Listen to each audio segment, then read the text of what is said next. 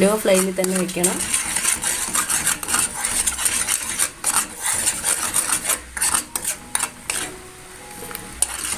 ഇത് കരിഞ്ഞു പോയാൽ അതിൻ്റെ ടേസ്റ്റ് നമുക്ക് കിട്ടത്തില്ല. അതുകൊണ്ട് കരിഞ്ഞു പോകാതെ എപ്പോഴും നമ്മൾ ശ്രദ്ധിക്കണം.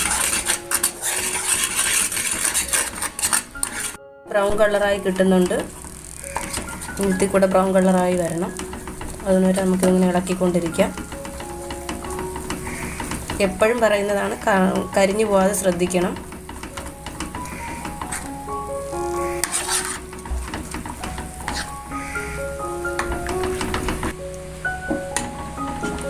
ഇതിവിടെ ബ്രൗൺ കളറായി കിട്ടിയിട്ടുണ്ട്. ഇനി നമുക്ക് പുഡിംഗ് ഉണ്ടാക്കുന്ന പാത്രത്തിലേക്കൊന്ന് മാറ്റിയെടുക്കാം.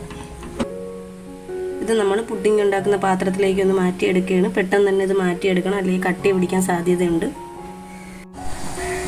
ഇത് നമ്മൾ അടച്ചു വെച്ച് വേവിച്ചെടുക്കാം. നമുക്ക് അരമണിക്കൂർ കഴിഞ്ഞ് ഒന്ന് വെന്താന്നൊന്ന് നോക്കിയെടുക്കാം.